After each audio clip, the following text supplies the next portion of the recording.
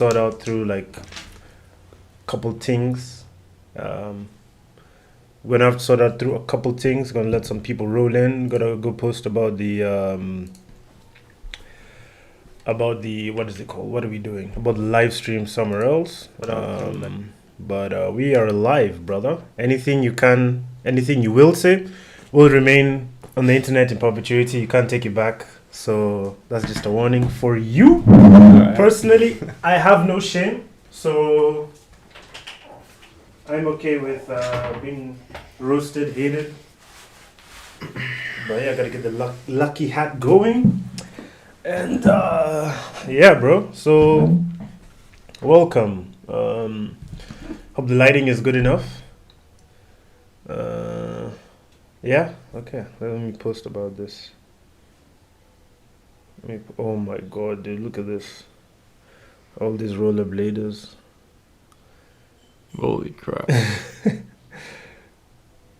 That shit is dangerous, They're on their way to your new favorite spot. bro. Never.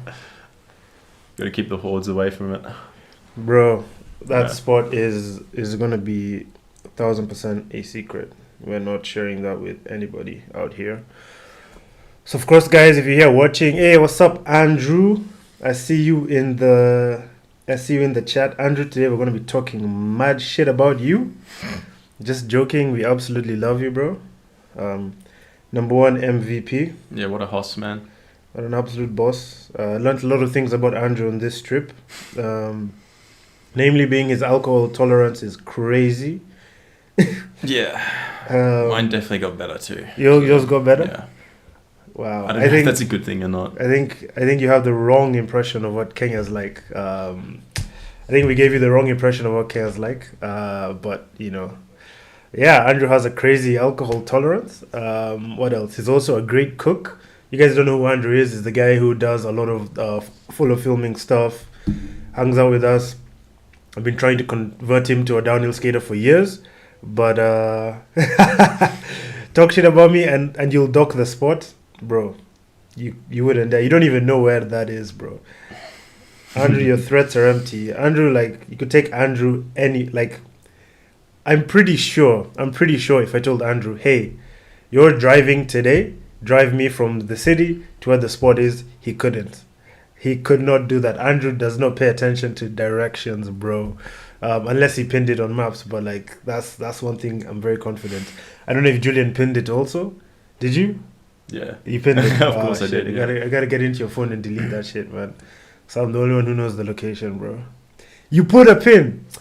God damn. Okay, so 3 people know where the best spot in the world is, apparently, supposedly. So yeah, okay. Just shared the thing to YouTube, and yeah, let's get started, man. All right. So if you could briefly introduce yourself, who are you? My name's Julian, also known as Jules, and I'm from Melbourne, Australia. I'm a downhill skateboarder. I started downhill skateboarding in 2016, and I've been sort of like just learning racing over the last few years, especially. So I got my first longboard in 2012 when there was that whole craze that started. Yeah, where'd you get a drop down board? Yeah, I got a Volt Athena drop down board. Yeah. That's pretty crazy. Like, still got it, I think, actually. That was my first skateboard ever. Not skateboard, longboard. And it was truly a longboard back then. Like, you know, this is when boards were a lot bigger and a lot longer. Yeah. Wow, yuck. Yeah, it's so ugly, but so great at the same time. God bless Volt, though. They had like a lot of nice, cheap boards. Yeah, so it came with a set of Volt trucks, and it came with a set like these marbly wheels, and I thought it was the coolest shit ever. And I literally didn't know how to do anything with it, but like me and my friend both got longboards because I was in grade 8 at the time, and this is so 2012, kind of like when the whole thing went crazy, like the whole craze. And then so you know, there was pretty much everyone in grade 8 was getting a longboard. Damn. Yeah, like literally the whole class. Whole class had one. And this was I actually grew up and lived in the capital city of Australia, which was Canberra. So yeah, I didn't actually live in Melbourne the whole life. I was born in Sydney, grew up in Canberra, kind of in between Melbourne and Canberra for a few years, and yeah. So my first skateboard was in Canberra, and it was the place where I was actually living. Luckily, was in Isaacs, so that Woden Valley area, and that was all like quite hilly. Mm-hmm. So it's kind of like the hills of Canberra. And yeah, so there's quite a few hills out there. Like, for example, Jack Brown lives out there right now and he's skating all the residential roads. Yeah. And yeah, so we would just, it takes me back. We would just like try to go as fast as we could on longboards. We didn't know how to stop, didn't have gloves, like literally had no concept of it. But we loved to like just carve as hard as we could, and we would just bomb hills. We wouldn't bomb like roads, but we'd go. There's all these bike paths that we would Canberra, which was a privilege to have, and we just like me and my like friend who lived up the road. We would just cruise around on these on a big longboards. So yeah, it was super sick, and I also had like little close calls. Like I did some really stupid shit on it.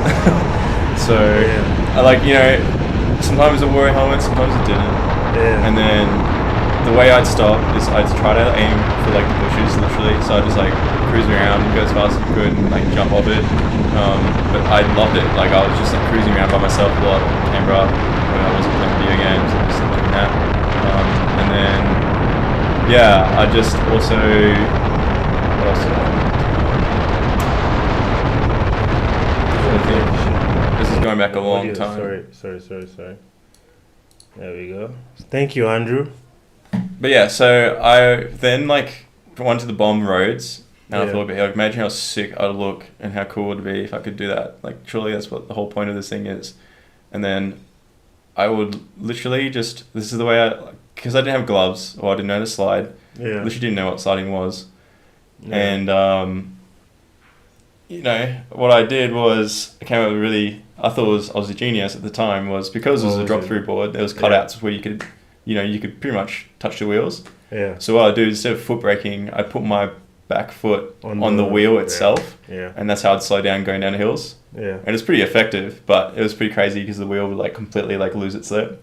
Damn, be like, over time. Yeah, they'd be like, "What the hell are you doing to your wheel?" I'm like, "Oh, dude, foot braking's so like cringe, dude. Like, sliding is so cringe, man. Like, look at the way I can slow down. It's like brakes, bro." Let me show you wheel braking, bro. Yeah, so that's what I did, and then inevitably, like, I moved to a different city. I moved to Melbourne, and then I went there for last couple of years of high school. Yeah. And it got put away as like most people. So most people do, bro. Get into longboarding, like most people in that high school year, like they get into it for a bit and they lose interest and put it away. Yeah. But I never got threw it away or never sold it. So it just stayed in the cupboard. And I think the earliest memory I've ever have of seeing someone slide or seeing what longboarding actually like what it can be, rather than just cruising, was back in 2011. I remember seeing that. It was a run down Tuna, so I'm doing stand-ups.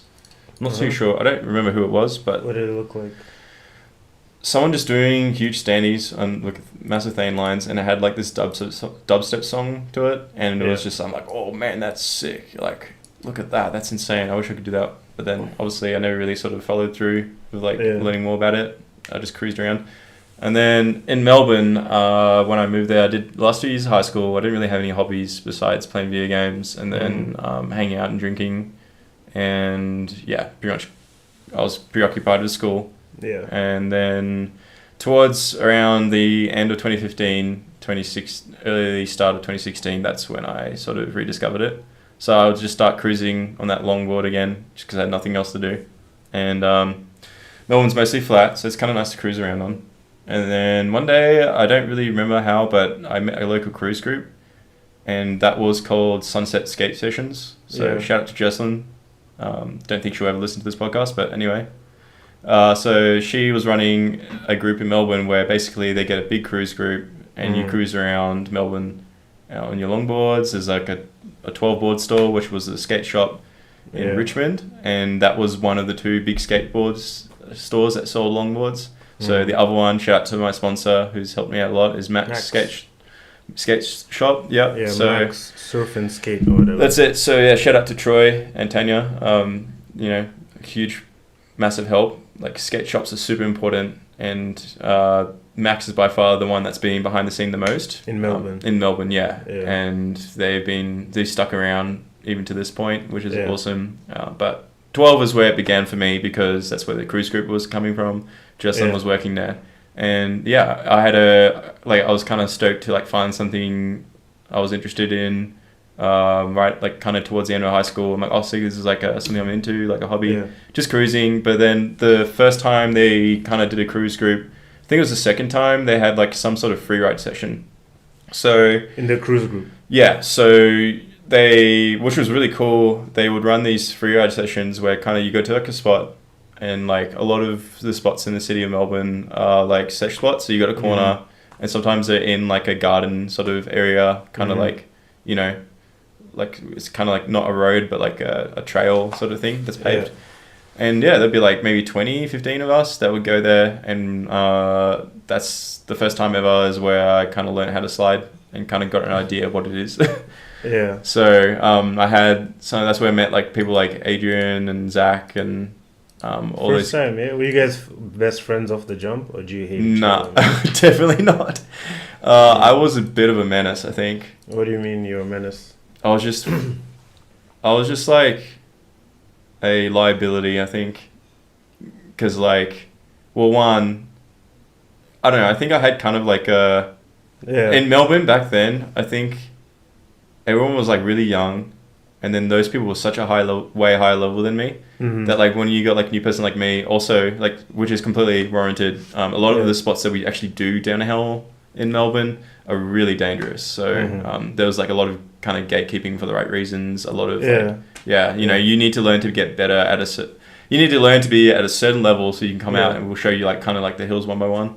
I was like quite a different person too in high school to who I am now. So it's like probably much more grating personality, something like that. Anyway, but like I really didn't like it when people like did that stuff to me back then. Like I'd be like you know, like screw you, bro. Like, or you gatekeeping, bro. Yeah. I'd just be like really kind of. You'd be pissed. Anyway, but so anyway, all that stuff happens. Like, you know, I learned to slide, and I'm like, oh wow, this is how you actually brake. Wow, this transformed my brain. Like this, like, so now I can go fast on any road. I might drop through, and I can just slide, and it'll be fine. Like I can go like crazy. Like you're the best. No. Yeah, that's it. Like this is all I need, and you know, it wasn't how it worked, but the first slide got me really hooked, and it kind of completely opened up my world because. Suddenly there's like all these different wheels, and like, you know, for like my brain is like, oh, super exciting, like, and then at the same time, like, this is the first time I kind of found something I was interested in just through my own interest, and it was like, it just hooked me. It's the first time I had a passion, I think, which was really cool. Oh, that's nice. The only other one was like surfing, but because where I lived in Melbourne, there's like all the beaches have no waves. You have to drive out. It was kind of just like. It was far enough to be like too much of a effort for me to like sort of be consistent in it. Yeah. But like longboarding you can do anywhere, and it was super cool. I just like got really into it, and I think within the first few months I went to my very first event, which was just like more doors opened up, and like the world kept getting bigger and bigger, and I went to this. I think it was a race or event, and it was in Noosa in Queensland, and it's called the Noosa Hill Climb. So basically. It's like this racetrack, kind of like bike path. I don't know, bike path sort of thing. Yeah. I think it's a hill climb track for cars. Actually, that's what it is.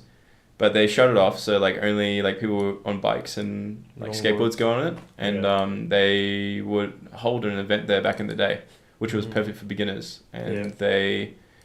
Like, I think they even had hay bales and stuff, but it was like the perfect first event to go to, which is kind of a shame that it doesn't happen anymore. But it was like max 50, 60 Ks an hour, but not really any slides from memory. It was just all grip. But that was my first event. First event I went to, and that was in like April of 2016, I think. And I was just like, all I wanted to do was skate and longboard. I didn't want to do anything else. I was kind of in and out of uni, because like every time I was in uni or like doing TAFE at that time, I'd be like, I just want to go ride my skateboard. So I didn't really do my homework. I didn't pass. So then I just decided I'm just going to work and do like my first overseas trip in that 1 year. And I could only slide one direction. I could only do 2 hand turnies. So I was just like, yeah, like if I come up to, I can slide right. So if I Mm. come up to the left corner, all I need to do is slide right, grip, do a pendy, and I'll just turn left before it. Yeah, That was my yeah, strategy for the year. So I did this Noosa Hill climb track, and I was so bad at skateboarding, longboarding, and also it was that first stage. Like I was so scared of going fast, like 40 kilometers an hour would terrify me. yeah. Yeah. Probably your setup wasn't dialed in either. No, it's still the Vault Tech. Yeah, of Like course. this is like a 2012 board in 2016 era. Like everyone's on top mounts almost. And At least you're they there do with the down. drop mount. And Yeah, I'm like, yeah, look, this is fine. This will do. yeah. I'm on Vault Truck still at that point. So, and then I finally got like a new Vault deck, which was the Tar Snake. It's by far one of the ugliest boards made. I'm sorry, Vault, but look, the good thing about Vault was Yeah. they're an Australian company, Australian Yeah, that's band, disgusting. brand. No, that's smart. and they sold a lot of gear that was accessible and cheap. Yeah. But yeah.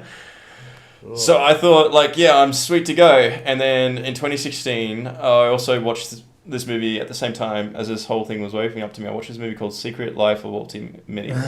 And that movie, dude, came at the right time and, like, opened up my imagination. And I'm just like, I want to, like, oh, if there's roads over the world, I can do this over the world. I want to, like, I want to bomb mountains and explore the whole world with my longboard. That's what I want to do.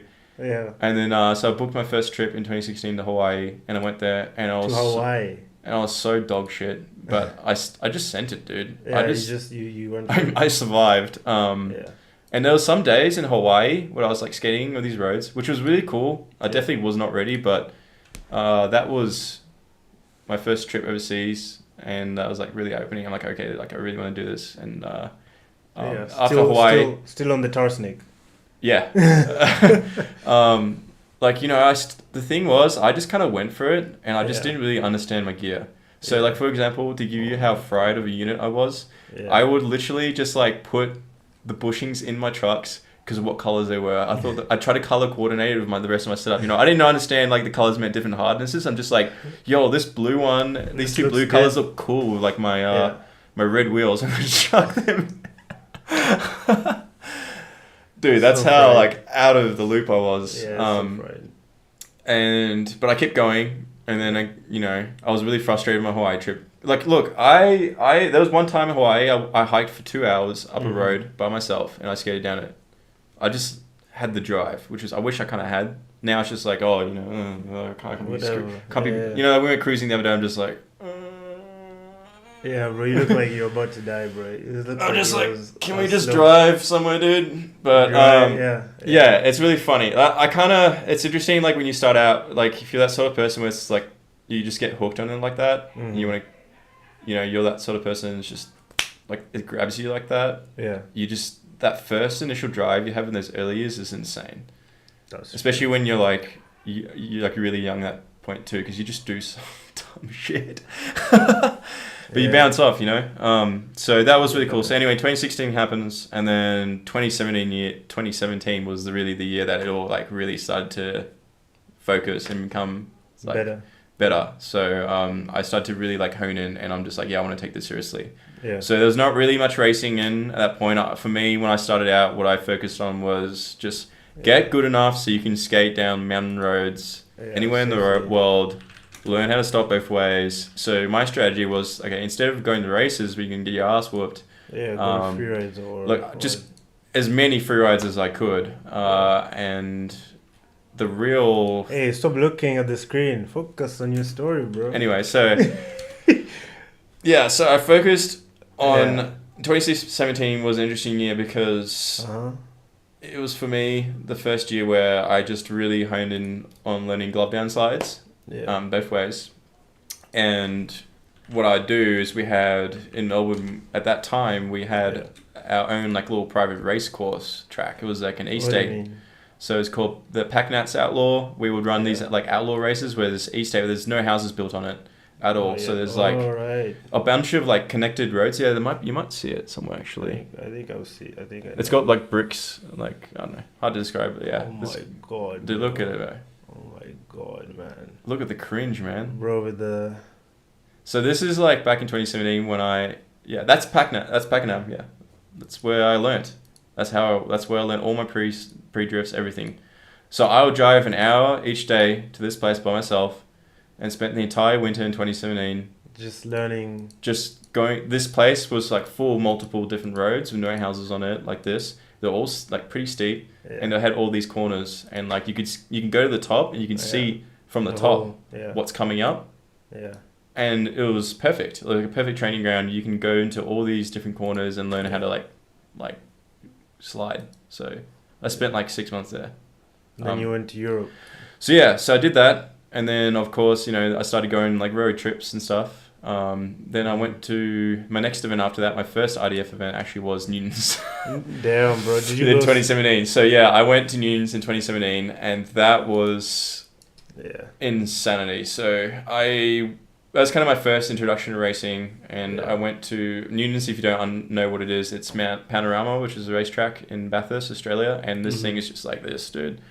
So I went from like 1 year to like, I remember standing at the top of a hill, Mount Panorama, like I'm just like, I'm going to free ride, and I'm like, I should better get down this road. I actually skated a open road before that. That was super gnarly, and I shouldn't have skated, but anyway, I did it. It was Kingspins, by the way, for the Australians, but I went get to the Newtons, I get to the top of this road, and the road, you can't see it, like it just drops that much. So at the top, you can't see the road, and it's just ultra smooth pave, and like you got just a wall of concrete next to you the whole way on down. both sides. Yeah. So and the first dip is super fast, like instantly, like you're going super quick, like 80. Don't really remember, but amazing. At one point in the track, you go 100 k's an hour. Yeah. So it's just like always feels fast because it's so steep. Always accelerating. Yeah. I remember the first thing that really scared me is about like just that sensation of speed instantly grabbing you. Yeah. And like you just like you kind of freeze and you like like and I want to lean back. Yeah, and you also just start to like become tense, which isn't really good. Like you want to relax. Relaxed. Yeah. But you know, dude, it's like I was skating for like barely a year at that point downhill. So like, you know, I get there and I'm at the top and like I paid money for it and I was really broke at the time because like I was an idiot, like barely worked, could barely hold down the job. Yeah. You know, I'm fresh in the workforce and I'm at the top. I'm like, I don't know if I want to skate this actually. Like I might just go home. Do you have leathers? Yeah, I did. I have some really crappy levers. You might find photos of it. I had some motorcycle levers. You know, in the early years, I had like no money. I like literally had everything was a hand-me-down. Except for the wheels. I'd just buy wheels. But I was trying out different gear. I was trying out different trucks and everything. But anyway, I get to Newton's and like Zach's mum, Nicole, comes up to me. She's like, oh, yeah, you can do it. You know, just take it easy. You know, I'm just like, I don't know, man. I don't know about this one. Yeah. But I did it. And it was awesome. So I skated Newton's and then... Still on the... did you change your board now and your trucks or not yet? Okay, so at that time, I believe I was on a Taskneck still. Yeah, but different trucks. Either road cast trucks or Ronins. I was switching between Ronins and road cast trucks in the early years. Okay. It was quite interesting. And then I also at one point got handed down by another skater, which was the first really nice deck I got was a Rain Vandal V1. Nice. And that was a really cool. I really liked that board. I really loved the graphic, and it was such a nice piece of like history as well. You know, Rain Vandal. So yeah. I see. You know, at this point, I kind of understood what bushings did. Yeah. So that's great. And then from there, after Newton's, I worked towards, worked pretty much... It wasn't until about middle of 2018 when I went on the pilgrimage that, kind of as a downhill skateboarder, if you take it seriously, like you got to do. It's a rite of passage, which was the Euro Tour in 2018. That was like my first big overseas tour where you'd gone for I was gone for 3 months. The longest trip I ever did before that was maybe 3 weeks. Yeah. That's crazy. Yeah. And that was the trip that completely transformed myself and a skateboarder. That started the whole journey. And so back there, that picture there, that's one of my first racing events I did. That was the Sweeper Keeper free ride. They had an outlaw race there, and this thing was awesome, man. So it was this is right after K&K. Mm-hmm. And basically what this event was it was like a farm road. In Austria, you get all these farm roads. And I don't remember who ran it, but it was Banana Crew or something. But they ran this really cool free ride called Sweeper Keeper. And it was an epic road. Really narrow, really fast, technical. And they had a race. And it was an outlaw race. and I got second. Nice. Podium. So yeah, I was like, it was beginner's luck though, but it was just like I was very Hey, hooked. winning is winning. Yeah. Second is second. I haven't been on a podium really since then. So Hey, that's gonna change. yeah, will it's change interesting. now. So like, Yeah. I think 2018 is the very first year I started racing, and Yeah. I still had no bloody idea. But I started to get some sort of idea with racing. The very first race of that tour, I believe, was the Vidicchio event. Ridicule. Vidicchio. Yeah. And IDF. IDF. So that was my true first IDF racing experience, and actually did Yeah. okay. I went through a couple of rounds. Nice. And I was. So I think the thing with me in the beginning was I was like very sort of a frustrated person because I wanted to get as good as possible, as quick as fast, catch up with everyone. Like Yeah. I wanted to win. Like my second year, like I should be like better than everyone Better. else, Yeah, but yeah. you know it's not how it works. It's not how it works. So I was kind of like, I was definitely a difficult person to be around. I think still kind of am. But you know, Yeah. I just wanted to get like as good as possible and catch up because like I was really pissed off that like I was the guy who wasn't able to keep up with all the boys in the runs. And hey, man, like it was unrealistic because really like if you don't have the experience is everything. Like really, like on pretty much everything. Like if you don't have the experience, just take it at your own pace and learn it because really, it's really dangerous and like you got to learn it. The one thing I did actually kind of seem to figure out is I kind of learned how to skate in a way that was kind of sustainable. Yeah. And I eventually did catch up, but it took a little while. Like you gotta be patient with it, and you gotta take your time because if you don't, it's only gonna be like sort of it lead to bigger problems. And I think the problem with that was like because I was so frustrated in my head trying to keep up with the boys. In those early years, you know, guys have like twice a year's experience as me, like twice the amount of knowledge. It's just unrealistic. You know, put too much pressure on myself. I didn't enjoy it as much as I should have. I should have just focused. But there was the thing I did sort of get around to in Europe was just the amazing amount of community and like all the amazing events. I went to pretty much every event I could, and I went to just skate as many open roads as I could. And like I look back on it, I'm like, how did I survive? But I held it down, which was crazy. And that trip completely changed everything because like the whole world and like again it completely opens up. And then like that's when I really learnt about all the different crews and like all the different like scenes around the world and all the different events and racing as well, really a lot. But so that first Euro tour was super interesting because I met so many different people and like you know. I started out going to the Alpenraschen event by Big Mountain Skate. That was my first free ride there, and that was amazing. I hope he comes back one day. But fingers crossed. But he basically Big Mountain Skate was this organizer who put on 3 events alone in Europe, and they were all in Austria, I believe. So yeah. Shout out BMS. BMS, shout out. So that started me, and I ended that tour on. I think Sweeper Keeper was the last one, and basically the big one before that was K&K, which was awesome. Nice. Yeah, so I did Kozakov, got hooked in that because of the party. It was insane. So this year in 2018 was also a great time to go because I think 2018, 2019 were kind of the last 2 big years. 2018 was insanity. There was so many people there. There was like so many Australians, like pretty much everyone from Australia. There was like 20 to 30 of us, and I don't know how much you want to go through like the 2018, 2019 story because they're both very big stories. But all good. We have time. We have a lot of time. Okay. But before we get there, let's ask some questions, bro. Let's see what people have asked Julian Sherman on Instagram. Unfortunately, because this thing is quite short notice.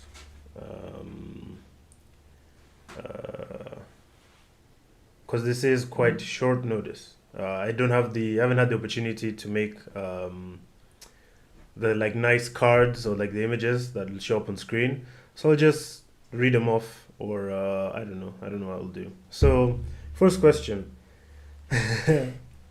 from Chungs. How many shrimps are on the barbie? I fucking hate that question so much, bro. I'm joking.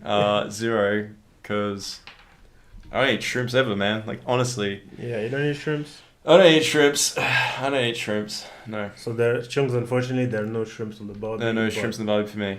I do know that Jules loves seafood. I don't know. He doesn't. Hey, fish and chips goes hard, man. Oh my god. But I like, it's so funny because in Australia, like I basically never have a barbecue, and if we do, it's definitely not shrimps on the barbecue. But on the barbie, but Shrimps on the barbie is a myth confirmed. but Right. it's just funny. Alright, next question. Did a dingo eat your baby? Yeah, mate. You know that's serious. Like, a lady lost her dingo, mate. I lost her baby to the dingo, mate. Fucking making fun of my culture, can't. That's some serious shit, dude.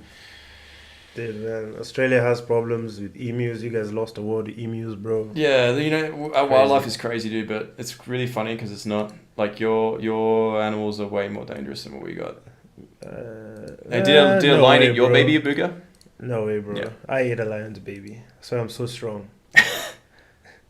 Bet. So that's why I'm Kenya's best, bro. And then finally, a serious question. Sweet. Will Giga Chad Jules make a return?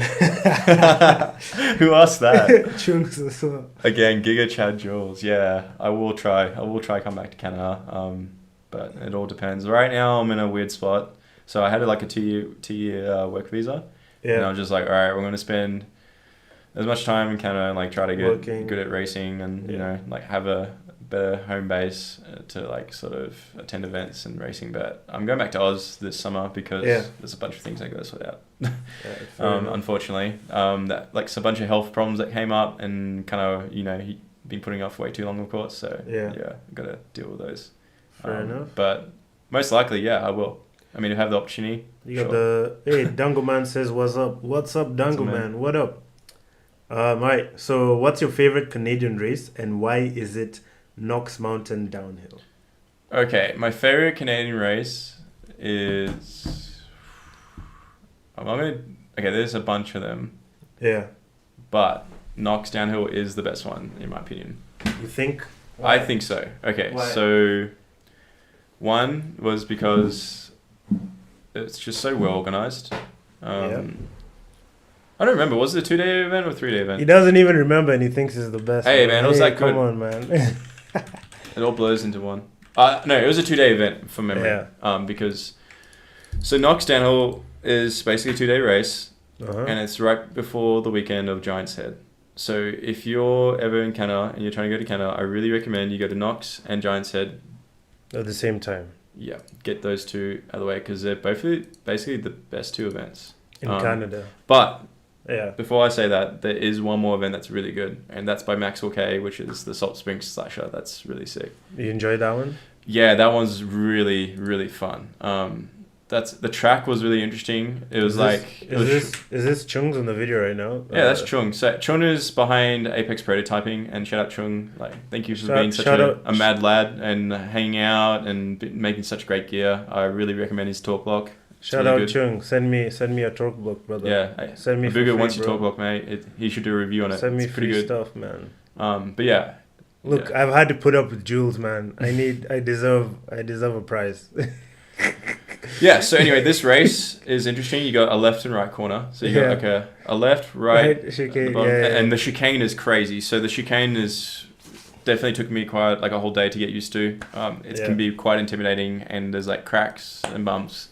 So you got to have your stuff dialed, and you're just when you get to the chicane, you're just flying between all these pine trees. Yeah. The location, the track has got both, like it's got left and right. It's like what you need. It's like really good for racing because it's lengthy, and it's got a few moments to overtake people.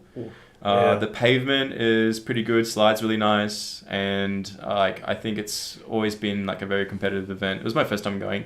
It's very competitive. So I really like the track. The track is really good for racing. The pavement's good. It kind of reminds me of like Australian pavements, like really sort of almost kind of coarse and like really. It's really easy to slide on. It's very fast. The chicane is pretty gnarly. Like the chicane is where you really need to sort of tuck as much as possible. That gains the most speed, but that's a big crucial component. But yeah, it's a scary place to fall.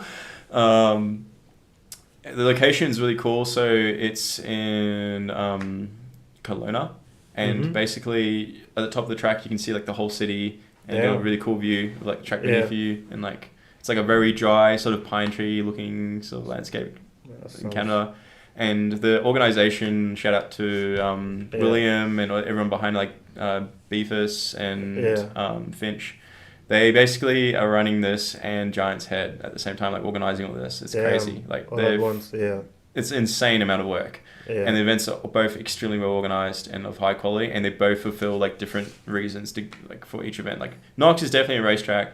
Giant's Head is definitely a free ride track. Yeah. But there is also an outlaw race in Giant's Head, which is epic. Like that should be definitely advertised more. I think that track is awesome for racing. It does. I do it's just very remember different. the Landiats videos and seeing all the racing as well. I always wanted to go to Giant's Head and race there because it kind of seemed like, at least in the States and like North America, that like winning the Giant's Head Outlaw or race was like really important. I don't know what happened since like 2018, Yeah. but yeah. I think, yeah, anyway, so the other thing about Knox is it's the organization is really good, Yeah. but you have so many like special things that like help it make it better as an event Yeah. experience. You have food trucks, you have like 2 food trucks there each day. Uh-huh. Yeah, and like the location's really cool because at the podium night they do a podium at a place called Jackknife Pizza, Yeah. and like they love the long wheeling event, and they host us every time. Like you get really nice brews and pizza, and everyone hangs out there, and it's like a sort of like the place is themed as like a kind of metal sort of music sort of place, and it like really fits the skating community really well, and it's just a really good time. And not only is that like the place where it is in the Okanagan, there's amazing downhill sport like skating spots. So like you go to Yeah. the race, do the race, amazing, amazing like experience, food wise, Yeah. location wise. Then there also other spots, and then like, yeah, sounds awesome. Yeah, the weather's usually pretty good. You also have like Yeah. Revelstoke, which is nearby. Some insane downhill skateboarding spots to go to. We went to Revelstoke, and like if you don't know what this run is, like it's a 40. I'm not gonna say the exact name of it, but it's a 45-minute non-stop downhill run with perfect pavement, Nice. and you can go 115 or something like that on it. But that's like a few hours away, so you can hit that up in between the events. So yeah, if you're gonna go to Canada in the future, I really recommend doing that. Knocks So to- downhill and then Giant's Head and then just stuff in between. And yeah, the competition is really good. So the competition really feels like I didn't even make the top cut, but they ran a really interesting racing style and format. I think it's been tried. They kind of did like a bunch of round robins, I think from memory, like a bunch of race to qualify rounds. So they ensured that everyone got to race like a bunch of times to quali. Then they did the quali, and then the top 16 got a race. So yeah, it's like there's so many heavy hitters that turn up at the event, like Dane Hanna and like Alex. And when you get to the bottom Seems corner, so- the party corner, it's like insane watching the race. And so far, I think for this event, it always rains it's rained on the last day. So everyone's just like completely dialed in for dry skating. And then as soon as that last like couple rounds come in, starts spitting. And yeah, Becomes different. completely different. Different game. So yeah, as you can see, this last righty here is like, these corners are really hard to nail, man, because the pavement's coarse, especially throughout the corners. It's rough. Yeah. Ooh. Yeah, it gets really tight. Ooh. Ooh. Yeah. That's what you get. That's what You come through get. that corner extremely quick. It's awesome. Oh man, look at that. That's oops. Goodbye. Yeah. So yeah, that's Knox, and Nice. yeah, that's Knox Downhill Festival. I recommend it. One of the best, Highly- one of the better racing events I've been to. That's for sure. Highly recommend. It comes from Jules, by Jules Sherman. Yeah. Yeah, I got some. If there are any questions in the chat, guys, do drop them. Let's see what y'all are saying. No one is saying anything right now, No. which is very disappointing. We have Jules Sherman here, all the way from Canada, all the way from Australia. You guys have to at least say something. Anyway, since there's something I really want to do, because it's always only me in this room. So can we get a review of A Booger's Room from Julian Sherman right now? What do you think? What does it smell like? What's it like to be in this hallowed place of downhill longboard shit talking and gear reviews? Smells like professionalism, I guess. Shout out Samuel. Yeah. Yeah. So I don't know. It's got quite a rustic looking color palette, I guess. Like it's got some wooden doors and it's got some brown walls and this sort of like this tiling you got on the floor. You Yeah. can't see it usually in a Booger's streams, but Okay. it looks like sort of the wood paneling from like Soviet Union style apartment blocks. Shout out the communists. Yeah. So that's that's kind of cool, man. It's kind of like that's kind of hip. Yeah. I like that. What That's does cool. What does it smell like? Greatness. No. What does it smell like? A champion? Because I'm the champ. I'm the Kenyan champ. Well, 2020, True. 2022. Yeah, it's got a bed, which is very useful. That's cool. You gotta be well rested, you know what I mean? And yeah, it's got the crazy two. You got the two fucking Giga Chad screen set up, you know. You got the 2 Giga It's Chat got that screens, Sigma bro. grind set, man. Yeah. So like, yeah, that's like I'd give it like you also got your own shower and bathroom. That's pretty sick. So that's 9 easily out of like 10. 10 out of 10, I reckon. 10 out of 10. Amazing. Yeah. All right, we got a couple questions going. Thank you, Emmanuel. Thank you, Samuel. Samuel, wait. We got a lot of nice questions. Thank you, everybody. We'll take one question from the chat, and then we're gonna come back to a couple things. Oh, Sam, I agree. A Booger should come to Thailand. Bro, I don't have any money, bro. We'll just I'm go like, fund you. I'm like broke. I don't want another GoFundMe, bro. In fact, I'm thinking about quitting downhill after this, man. This is the last video. This is it. This is the last video. Oh, I'm Bro. glad we got to experience it. But we had an I amazing ruined a trip. Booger for you guys. We had an Ma- amazing trip though, but We it was did. so good. So first question: how was Eldoret? Speak Okay. and what? Don't speak about the roads. I know people. I wanna learn about like the roads here, about or whatever. But just speak about like the lifestyle experience, how traveling here has been, what you like, what you don't like. Then we'll get to the roads in a bit because that's extremely juicy. And these guys who aren't commenting, I don't want to give it to them that easy. You know, they got to work for it a little bit. You know, can't just give it up just No. like that. You know. Okay, so tell us a little bit about I don't know what I just said. About Eldoret, our trip to Yeah, there. yeah, about Alright, cool. trip traveling to Kenya. What you think? Do you like it? Do you hate it? Okay, so with like my downhill skateboarding journey, like over the last few years, I've always been trying to now focus on the racing part, and that's been my main focus. But I've always tried to like keep the sort of main reason I got into it in the first place, some aspect of that going, which was to like travel to new places, because I find it's a perfect vessel for traveling to places. I think you can get into it quite philosophically, because like it's a very interesting way of traveling the world. I think it just gives you such a grounded and meaningful experience if you're sort of traveling that way, because traveling new places with like a longboard, one, you get to interact with local people straight away. Usually if there's a scene, if there's hills, there's a scene. And it's not like you're like a tourist just gonna go hang out and like go look at things. I'm not trying to sound pretentious, but yeah, it's you get to be taken to really off kilter places that like people would never hear about or go to, and like skating through roads. Like, you know, roads are over the planet, and skating down a road, just like a piece of wood with those wheels on it, like you just get pulled into that like that hyper sort of focus, and like the whole world, you kind of feel like you're part of your environment and like kind of flowing through the environment on the road. And you know, doing that over the world is just like such a amazing way to experience the world. And every time you go somewhere new, I think I found that it would change me in some way.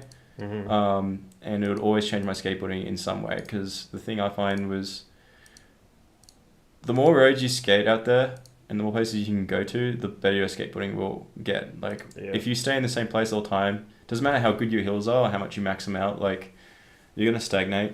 That's true. And I found that that's exactly what happened during like the COVID years, when I just got so bored skating the same roads, and I have really good hills, to be honest. But anyway, so going back to the original point, which is that is why I've tried to like always keep that part of traveling new places going.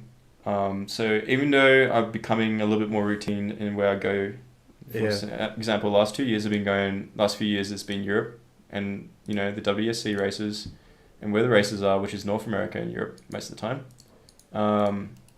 I've tried to go somewhere new each year if I have the opportunity.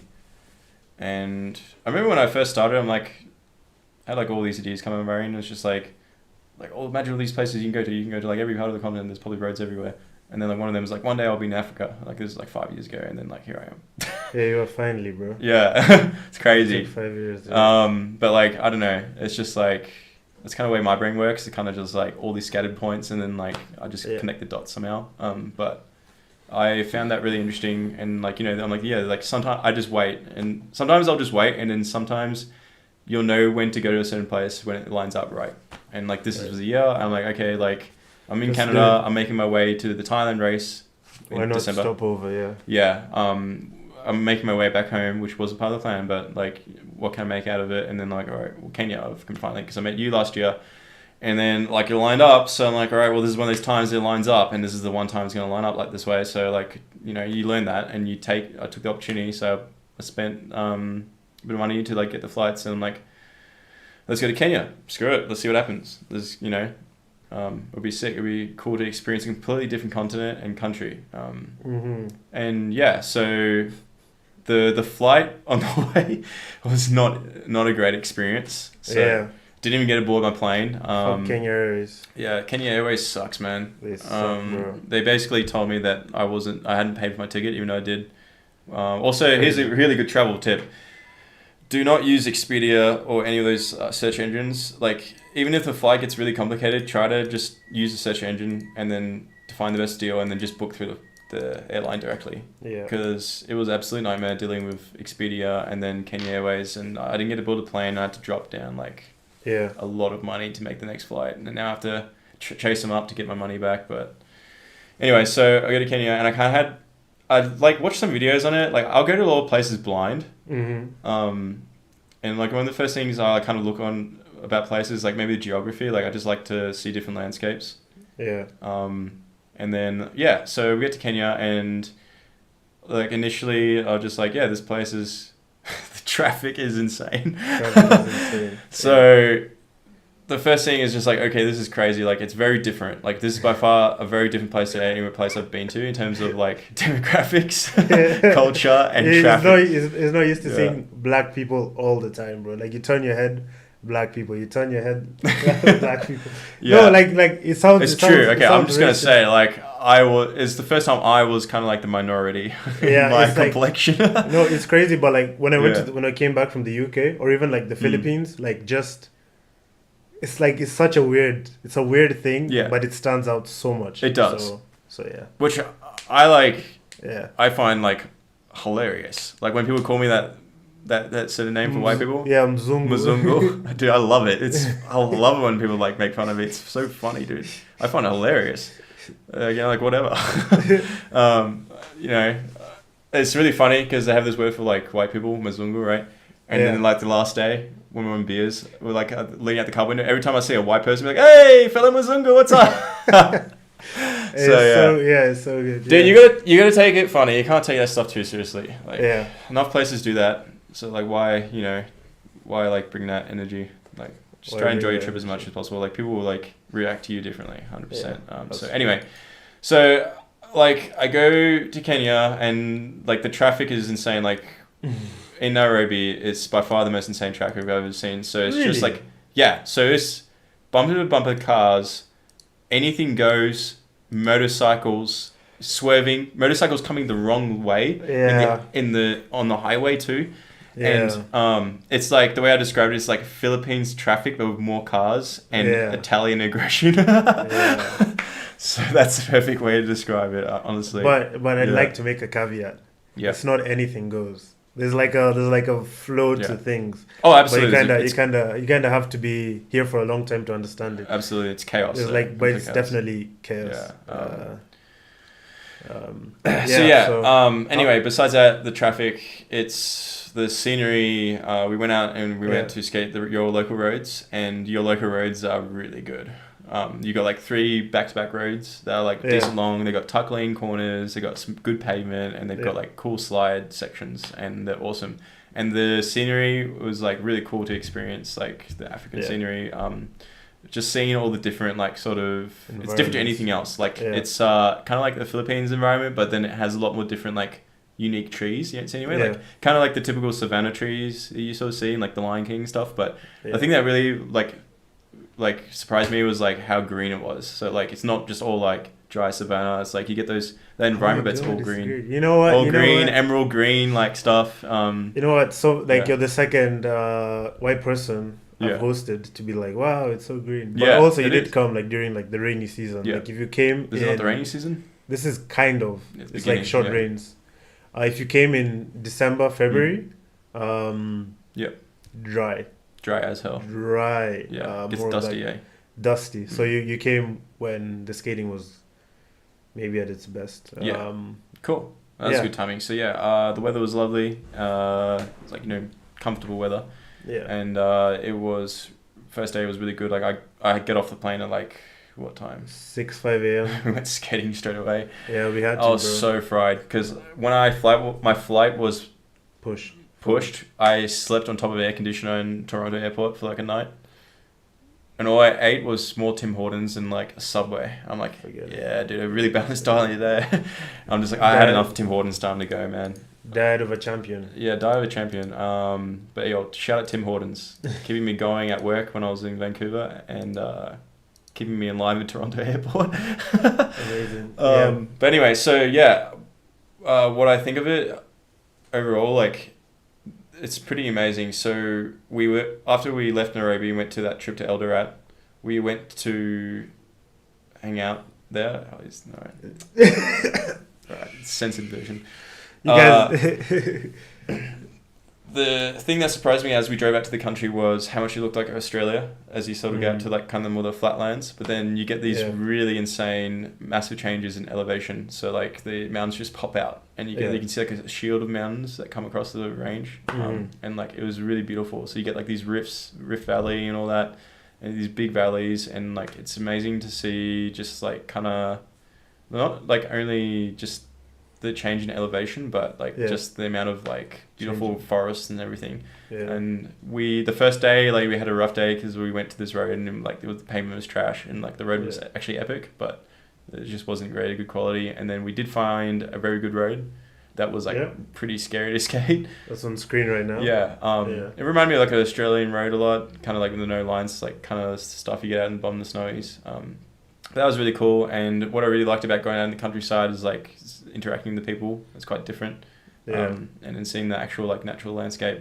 And the second day where we found that crazy hill is we went to a different region, and it was crazy to see as we drove around, just like you go to field like these savanna like fields, and like it all changes again, and it suddenly changes completely different scenery. And then even after that, we found that crazy road that was kind of like these like farmlands and this really crazy like sort of hills.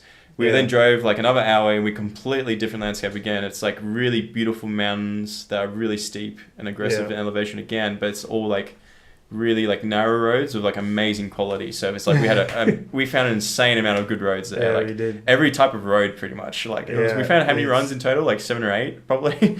And there was more. There was we more. Didn't explore insane. everything. We didn't explore everything. But I remember saying to you, like, I think we had a really first rough day, and I'm just like, this is how it goes. Like, it's like in Australia, you can drive for hours. It's kind of like one of these countries, you drive for hours, and you go to this spot, it looks good in the maps, and it's trash. But then you drive for another few hours, and like all the roads are trash around you, and then suddenly in the middle of the country, and nowhere, you'll get like a blacktop road, and it's an amazing road. And that's just how it goes. Like, I remember that first day, like, we found a decent road, and we're just like, but we were so bummed about that first road being completely trash. I'm like, we'll come around. Like, it's just how it goes sometimes. And the second day, just bam, like all the gems in one day. The second day was crazy. And like that second day, I'm like, yes, like this is like the dream come true. Like this is kind of the road I'd imagine I'd skate in Africa. Like how it would look. Like I'm like sick. Like that's just how it goes sometimes. You gotta like just be patient. And you gotta put your miles in and spend the money to explore. But I enjoyed the trip because not only was it cool to go there, but like meeting all the locals, especially in that second day. They've never seen like someone longboard before. Never. And it was insane. Like you see all these like people who live in like the sort of village, like real village like lifestyle, and they're coming out and they're just having their minds melted. Imagine like seeing someone going 90k on a longboard, just and doing slides and everything, and like a white guy, and then like a white guy on top of that. Muzungu doing Yeah, it. They're just like, Muzungu. whoa, what the hell is this? Yeah. With like the aero helmet and everything, crazy. Yeah. So that was super cool, and they were super stoked on it. They So loved all of it. them, they were just like each run you come out, you see just like more. More And people, more just people come to stopping, the, like the watching corners all and what's watching. happening. Yeah. It'd be like a rally car event. Like they're like sitting on top of the cliffs. They're like sitting like in the ditches watching you. Like it's wild, and it's also a pretty crazy environment because you gotta be. It's like sort of on these roads you gotta be careful because there's just so much going on. There is a lot going on. So like people will sometimes in the middle of the road. There's like cows and like sheep you gotta dodge sometimes. Yeah. It's a very like dynamic place. You gotta be really on top of like making sure you're paying attention. Dynamic is a polite way of saying it's hectic. It's and- pretty hectic. But it's like, yeah, it's the pavement was incredible. Yeah. Like I was doing stand ups and magnums, no problems. That was lovely. And yeah, like that the roads that we found in the jungle, that was like an hour away, in that crazy mountaintop area. That reminded me a lot of Colombia. That looked like a lot of the Colombian roads. So I never we skied had- Colombia, but like it looked like that sort of environment. So we had There's some good shit Australia. out of here. That's We had what I'm saying. So in like a radius of about 200 or 150 kilometers or 100 kilometers, we have Australia, we have Europe, we also have Colombia, and I don't know if you have any Canadian style roads anyway. Yeah, there's definitely Canadian style roads here. So we have it all, bro. Like literally within a radius of 100 kilometers. Like it's crazy. Also, shout out to Les from Flat Spot. Yeah, shout out Les. He's a legend, dude. Yeah. Best skateboard shop in Vancouver, but also the worst, as you see in the front window. It's pretty funny. But shout out to that guy. He's super down in the community and does really cool stuff. So he's helped me a lot. Yeah. He's like my Damn, bro. second homie skate shop from Melbourne. It's like in Melbourne it's Smacks, and in Vancouver it's Flat Spot. Okay. And he's been here before. Yeah, he's been here, bro. Like, yeah, we got Julian to taste some roasted goat, which is called Nyama Choma, and Julian absolutely loved it. It's actually really good. Yeah. It's like between beef and lamb. It was wicked. There's a lot of cool food you can try out here. There's a lot of good food. I think Yeah. Julian has had some of his best meals here. Yeah, definitely the best pizza I've ever had. It was insane. So yeah, it's really like that's what I like about going to these off-kilter places, man. Like it's it's different. It helps that there's someone who's skating here, but like that's you just never know where you're gonna find, and it's super like cool experience. That's like the best part of like Dude, he looks longboarding so trips. Yeah. Oh man, it's coming back for sure. That's wild. Yeah. But yeah, this trip has definitely changed me, and I had a great time in Kenya. I really recommend it, not because like of only the unique scenery, but we did some amazing experiences that accompanied the skateboarding, which was going to national parks. And for you guys who don't know, like in Nairobi, like Abuga lives right next to the giraffe center, so you can go feed a giraffe. You're doxing me, bro. But he also lives like 20 minutes away from a national park. Yeah. So this place is crazy. You can just drive in with four-wheel drive. Very recommend. Drive, bro. And you can see lions, cheetahs, cheetahs, buffalo. We didn't get to see everything. rhinos, antelope, zebras, a topi, all sorts of other antelope, like a lot of stuff. And I also kind of had my mind blown during this trip, because when we went to the national park, what we usually do in the past, we just kind of stick near the front gate. Yeah. But this time, because apparently the lions were all the way on the other side of the park, like we drove there, and it was what really surprised me, like genuinely shocked me, was the change in environment. Yeah. In just that, I don't know. Area. Yeah, I don't know what the radius is like, but like, it's big, man. It's huge. Like you have forests, and then after the forests, you have like a mix of like kind of marsh type land area, and then you have like a real savanna, like all within the city, bro. Crazy. I've never appreciated that before, but like crazy. That blew some my of mind. the footage was amazing. It was more diverse than that other national park we went out to. Hell's Gate. Hell's Gate. That was that was really impressive. We went through it was really beautiful. We went through like that gorge. Yeah. That was crazy to experience. But like basically you go to this national park, what's it called? Hell's Gate? Yeah, Hell's Gate. And there's no like big predator animals or anything there, but you get super close to zebras and stuff. Yeah. And the zebras are awesome. Like they're so interesting. Let me see, just stick beautiful. that in there. Show the people a little bit of what we've been up to. But the zebras were super cool. And the thing about this national park in Hell's Gate is you get to go there and you ride on like a Like bike. a bike, yeah. It's crazy. So that was Yeah. super fun. Les is saying the matatu drivers are worse than the animals. Oh Les, yeah, I 100%. don't think you were here when border borders were a thing, and border borders are like motorbikes.